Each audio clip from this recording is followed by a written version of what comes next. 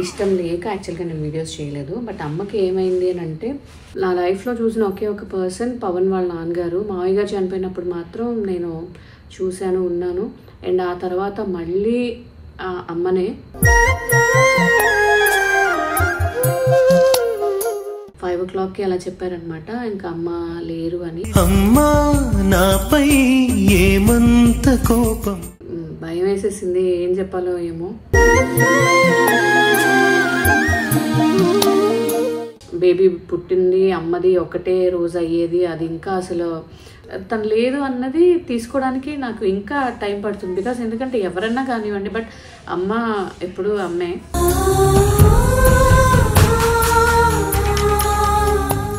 Hi, hello, నమస్తే, welcome back to my channel. ఇట్లు మీ అంజలి Pawan. So ఈరోజు వ్లాగ్ చాలామంది అడుగుతున్నారు, అమ్మ ఎలా చనిపోయారు, ఎందుకు మీరు వ్లాగ్ చేయట్లేదు, ఏమైంది అని. అంటే ఈ కండిషన్లో తనకు అలా ఉన్నప్పుడు యాక్చువల్గా వీడియో చేయడము, తనను అలా చూపించడం ఇష్టం లేక యాక్చువల్గా నేను వీడియోస్ చేయలేదు. బట్ అమ్మకి ఏమైంది అని అంటే, లాస్ట్ టైం నేను ఒక వీడియో చేశాను ఏమైంది తనకి అని చెప్పేసి. సో అమ్మ వాళ్ళ ఇంట్లో పీజన్స్ ఉండడం వల్ల, సో అంటే ఇంట్లో కాదు బయట ఉండడం, చాలా ఇయర్స్ నుంచి ఉండడం వల్ల తనకి అది లంగ్స్కి చాలా ఎఫెక్ట్ అయింది. సో బ్రీతింగ్ ఇష్యూ వచ్చిందనమాట. అప్పుడు హాస్పిటల్ అడ్మిట్ చేసిన తర్వాత ఒక 10-12 days ఉన్న తర్వాత కొంచెం బెటర్గానే ఉండింది. ఇంకా డిశ్చార్జెస్ తీసుకొచ్చిన 1 weekకే మళ్ళీ తను ఇంట్లో కింద పడిపోయారు. సో పడిపోయిన తర్వాత మళ్ళీ థై బోన్ ఫ్రాక్చర్ అయిపోయింది. సో అప్పుడు మళ్ళీ ఇమీడియట్గా అడ్మిట్ చేస్తే ఒక 20-25 days మళ్ళీ ఐసీయూలో ఉన్నారు. సో అప్పటి నుంచి ఆక్సిజన్ లేకుండా సర్వే అవ్వడం కష్టమైపోయింది. సో ఆ తర్వాత డిశ్చార్జ్ అయిన తర్వాత ఇక నా దగ్గరే ఉన్నారు తను, ఆక్సిజన్తోనే. అంటే ఆక్సిజన్ ఒక నర్స్ని పెట్టేసి ఇక నా దగ్గరే పెట్టా. అండ్ దాని తర్వాత కూడా ఏదైతే అమ్మ ఇష్యూ జరుగుతుందో ఆ టైంలోనే నేను కన్సీవ్ అవ్వడం, సో దాని తర్వాత నాకు కూడా ఈ స్ట్రెస్ వల్ల కొంచెం ఎఫెక్ట్ అవ్వడము, కొంచెం నేను బెడ్ రెస్ట్ ఉండడము ఇట్లానే జరుగుతుంది. యాక్చువల్గా అందుకే నేను సీమంతం కూడా చాలా ఆలోచించాను. అంటే 9th monthలో అమ్మకు కూడా బాగాలేదు కదా, ఇప్పుడు వద్దులే అని చెప్పేసి అది 5th month నుంచి ఇంకా 7th month అలా అనుకొని ఇంకా కంపల్సరీ సర్లే ఫస్ట్ కూడా చేసుకోలేదు, చేస్తే అయిపోతుంది అని చెప్పేసి ఇంకా సీమంతం చేసాం. బట్ అప్పుడు కూడా పాపం తను ఫంక్షన్కి రాలేకపోయింది. బట్ ఆ రోజు నైట్ కూడా నేనే ఇంకా ఫంక్షన్ అయిపోయిన తర్వాత 2:30కి 2 o'clockకి తన దగ్గరికి వెళ్ళి కొంచెం తన బ్లెస్సింగ్స్ తీసుకొని, మధ్యలో కూడా చాలామంది అడిగారు అమ్మ కండిషన్ ఎలా ఉంది, ఒక వీడియో చేయండి అని చెప్పి. బట్ తనని ఆ కండిషన్లో చూపించడం అసలు నాకు మంచిగా అనిపించలేదు. అండ్ నేను కూడా అసలు ఎప్పుడు తనవి వీడియోస్ ఫొటోస్ కూడా తీయలేదు. సో అలానే కొంచెం దగ్గు అది తగ్గింది, కొంచెం బెటర్ అవుతారేమో అని అనుకున్నాను. బట్ ఆల్ ఆఫ్ సడన్ ఎందుకో తెలియదు ఆ రోజు, అంటే అమ్మ ఇదయ్యే రోజు కూడా నేను కొంచెం కన్సీవ్ అయ్యి బేబీ పొజిషన్లో ఉండి సీమంతం తర్వాత నాకు బేబీ అంటే 2 lines కార్డ్ వేసుకొని ఉండింది, కొంచెం బాగా బెడ్ రెస్ట్ తీసుకోవాలనడం వల్ల నేను కూడా కొంచెం అప్పుడప్పుడే పైకి వెళ్ళేసి వస్తున్నా. సో ఎందుకు ఆ రోజు మార్నింగ్ ఒకసారి చూడాలనిపించింది అమ్మని నాకు. సో పవన్ కూడా వద్దు ఎప్పుడు పైకి వెళ్ళకు, సరే వీడియో కాల్ చేయి అనేవాడు. ఆ రోజు ఎందుకో వెళ్ళేసిరా అన్నాడు. వెళ్ళి కొద్దిసేపు తన దగ్గరే కూర్చున్నాను. ఎందుకో తను అసలు అంటే ఆ రోజు తన పరిస్థితి అసలు బాగాలేదు. అండ్ ఇమీడియట్గా నేను పవన్కి కాల్ చేశాను, హాస్పిటల్లో అడ్మిట్ చేద్దాము అమ్మని. నేను తమ్ముడికి కాల్ చేశాను, ఆయన మావయ్యకి ఇన్ఫామ్ చేశాను. మావయ్య వచ్చి ఓకే బాగానే ఉంది తను అన్నారు. సరే ఇక పవన్ కూడా వచ్చిన తర్వాత బాగానే ఉందన్నారు కదా అనుకున్నా. అండ్ దాని తర్వాత మళ్ళీ పల్స్ పడిపోతుంది, బాగానే ఉంది అని చెప్పేసరికి నాకు కొంచెం టెన్షన్ అయిపోయింది. టెన్షన్ అయితే నేను ఇంకా అర్జున్ ఆ రోజు పక్కనే ఉంటాడు కదా, ఇంకా అర్జున్ వచ్చాడు. కొద్దిసేపు అర్జున్తో అట్లా నాకు బీపీ ఎక్కువైపోయింది అనమాట. అదే నేను అంత టెన్షన్ తీసుకోలేను, ఎందుకంటే ఎవరు చనిపోయిన వాళ్ళని నేను ఇంతవరకు చూడలేదు. నా లైఫ్లో చూసిన ఒకే ఒక పర్సన్ పవన్ వాళ్ళ నాన్నగారు. మావయ్య గారు చనిపోయినప్పుడు మాత్రం నేను చూశాను, ఉన్నాను. అండ్ ఆ తర్వాత మళ్ళీ అమ్మనే.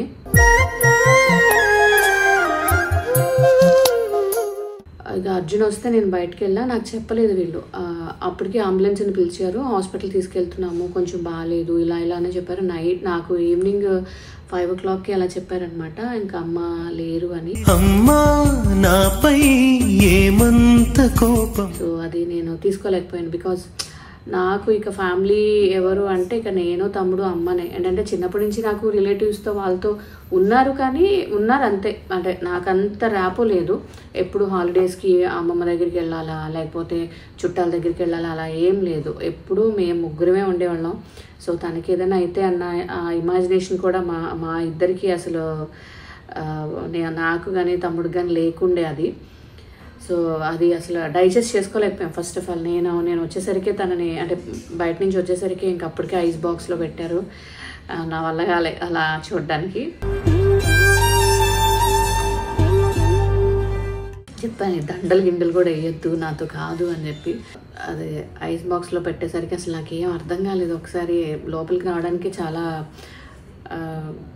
భయం వేసేసింది. ఏం చెప్పాలో ఏమో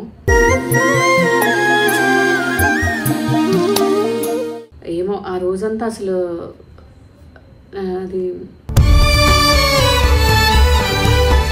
అట్లా అయిపోయింది అనమాట. డైజెస్ట్ చేసుకోలేని ఒక విషయం అది. అండ్ ఇంకోటి ఏంటంటే యాక్చువల్గా నాకు అప్పుడే నా డెలివరీ కూడా ఉండాలి ఆ రోజు, కానీ డాక్టర్ అన్నారు లేదు అంజలి, ఒక 2-3 వీక్స్ వెయిట్ చేద్దాము. సో నార్మల్ డెలివరీకి బేబీ పొజిషన్కి వస్తుంది, కానీ 38-39 వీక్స్ అయితే కొంచెం బేబీ బాగుంటుంది. అప్పటికే కార్డ్ వేసుకొని కొంచెం వెయిట్ కూడా ఎక్కువ లేదు బేబీ. సో వెయిట్ చేద్దామని అన్నారు. లేదంటే నేను అదే రోజు నా సర్జరీ పెట్టుకునేదాన్ని. ఎందుకంటే ఆబ్వియస్లీ నాకు C section, because first C section అయింది కాబట్టి ఆప్షన్ లేదు, సీ సెక్షనే అని అన్నారు. సో అదే రోజు ఉండుంటే ముందు రోజు అడ్మిట్ అయ్యేదాన్ని. ఇంకా అమ్మది ఇలా అయ్యేది, నేను డెలివరీ అయ్యి అక్కడ సర్జరీలో ఉండేదాన్ని. అండ్ బేబీ పుట్టింది అమ్మది ఒకటే రోజు అయ్యేది. అది ఇంకా అసలు మరి ఎందుకు డాక్టర్ నన్ను కన్విన్స్ చేసిందో అసలు మేము అందరూ రెడీ అయిపోయాము. బట్ డాక్టర్ గారి వల్ల మేము ఆగామన్నమాట. కానీ అనిపించింది పాపం బేబీని చూసి ఉండుంటే బాగుండేది, తను చూడలేదు అన్న ఇది నాకు అది చాలా ఉండిపోయింది. పాపం అంటే మా అందరికీ బాధ ఉండింది, కానీ అందరూ ఏంటంటే లేదు పాపం తను చాలా సఫర్ అయింది నిజంగా. ఎందుకంటే మేము పుట్టకముందే తను కాలిపోయారు. దాని తర్వాత పైనుంచి పడిపోయి బోన్ ఒకటి, బ్యాక్ బోన్ ఫ్రాక్చర్ ఉండింది, చాలా ప్రాబ్లమ్స్ ఉండింది. తను కాలిపోవడం వల్ల తన నర్వ్స్ దొరకవన్నమాట. అంటే ఏదన్నా తనకి సెలైన్ అది ఎక్కించాలన్నా మళ్ళీ కట్ చేసి స్టిచెస్ వేసి చాలా చాలా సఫర్ అయింది లాస్ట్ మినిట్లో. సో అంత సఫర్ లేకుండా ఉండింది కదా అని అంటారు, కానీ ఏమో ఎక్కడో అనిపిస్తుంది కదా, అరే ఇంత పాపం తను స్ట్రగుల్ చేసింది, ఇన్ని రోజులు మమ్మల్ని చూసి ఈరోజు ఇక్కడ మేము ఇంతవరకు ట్రావెల్ చేసామంటే బికాజ్ అమ్మ ఇంకా కొన్ని రోజులు ఉండుంటే బాగుండేది, అట్లీస్ట్ బేబీని చూసుంటే బాగుండేది అనేది ఒకటి బాగా ఉండిపోయింది. ఇంకా ఇదిలోంచి నేను అంటే ఇంకేదైనా చేసుంటే బాగుండేదా అనేది అది అసలు పోవట్లేదు మనసులోంచి. అసలు నేను ఏం చేస్తున్నానో ఏంటో లిటరలీ ఒక 1 వీక్ అంటే ఎంత మర్చిపోయినా దానివి అసలు ఎంత అంటే చాలా పెద్ద వాళ్ళలాగా అమ్మైనా నాన్నైనా నేను టెన్షన్ పడుకుని నాకు అన్నం తినిపించడం, అసలు నన్ను ఏడవనివ్వలేదు కూడా. అసలు అమ్మని తీసుకెళ్ళేటప్పుడు కూడా అసలు కనీసం నన్ను ఏడవనివ్వలేదు. నేను ఏడిస్తే అది కూడా ఏడ్చి నా పక్కనే అలా నిలబడి ఉండింది. అసలు నాకే మనస్ఫూర్తిగా ఏడవడానికి లేకుండా, ఆలోచించడానికి లేకుండా అయిపోయింది. అసలు తను లేదు అన్నది తీసుకోవడానికి నాకు ఇంకా టైం పడుతుంది. బికాస్ ఎందుకంటే ఎవరన్నా కానివ్వండి, బట్ అమ్మ ఎప్పుడు అమ్మే.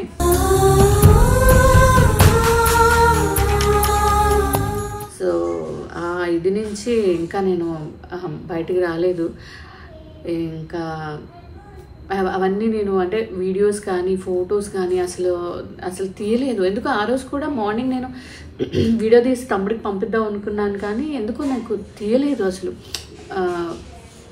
సో అందుకే ఇంకా చాలామంది తర్వాత ఊర్లో కొంచెం వాళ్ళకి పంపించడం అలా కొన్ని తీసుకున్నారు, కానీ నేనైతే వీడియోస్ తీయలేదు. సో అట్లా అమ్మ కొంచెం హెల్త్ ఇష్యూ అయ్యి నా దగ్గరే ఉండి లాస్ట్లో ఇలా అయ్యింది. అది నా డెలివరీ టైంలో అనేసరికి అది నాకు కొంచెం కష్టంగా ఉండింది. అందుకే అసలు వీడియోస్ అవి ఏమీ కూడా చేయలేకపోయాను. బట్ ఇప్పుడు మొన్నటి నుంచి కొంచెం ఒక 2-3 వీడియోస్ కూడా అవి ప్రీవియస్గా చేసిన వీడియోస్ కాబట్టి అవి అలా అంటే దీని తర్వాత ఇది చేయాలని పెట్టిన వీడియోస్. సో ఇప్పుడిప్పుడే కొంచెం అంటే కొంచెం బయటికి రావడం, మాట్లాడడం అట్లా ఉంటుంది. సో చాలామంది కంటిన్యూస్గా అసలు ఈ విషయం తెలిసిన తర్వాత కూడా చాలామంది ఫ్రెండ్స్ అందరూ అసలు నేను ఎవరికి చెప్పలేదు ఇలా అయింది అని చెప్పి. బట్ దాని తర్వాత ఇంకా కాల్స్ ఎవరైనా ఎత్తకపోతే బాగుంటుందని చెప్పి నేను గ్రూప్లో పెట్టగానే పాపం చాలామంది ఇంకా ఫ్యామిలీ ఫ్రెండ్స్, చుట్టాలు, ఫ్రెండ్స్ అందరూ పాపం 1 వీక్ నాతోనే ఉన్నారు చాలామంది. Thank you so much guys. And చాలామంది చాలా కన్సర్న్తో చాలా కాల్స్, మెసేజెస్ చేశారు. అందరికీ thank you so much. So అలా అమ్మ హెల్త్ బాగోకపోవడం వల్ల అలా అయింది. బట్ ఈ టైంలో అయ్యుండకూడదు, ఇంకా తను మాతో ఉండుంటే బాగుండేది. ఈ 2 నాకు డెలివరీ టైము అమ్మది అయ్యేసరికి అది నాకు తీసుకోవడం చాలా కష్టంగా అయింది. సో దీని గురించి ఏం మాట్లాడాలి, ఏం చెప్పాలి నాకు అర్థం కాలేదు. అందుకనే ఇన్ని రోజులు నేను ఏం మాట్లాడాలి. బట్ చాలామంది ఏంటంటే ఎందుకు మీరు ఏం మాట్లాడలేదు, ఏమైంది ఏంటి అని అన్నారు. సో ఇలా జరిగింది. ఇక నెక్స్ట్ నుంచి కంటిన్యూస్గా కొంచెం బెటర్ అయ్యి వ్లాగ్స్ చేయడానికి ట్రై చేస్తాను. సో ఇది ఇవాల్టి ఇట్లు మీ అంజలి పవన్. సో నెక్స్ట్ వ్లాగ్లో మళ్ళీ కలుద్దాం.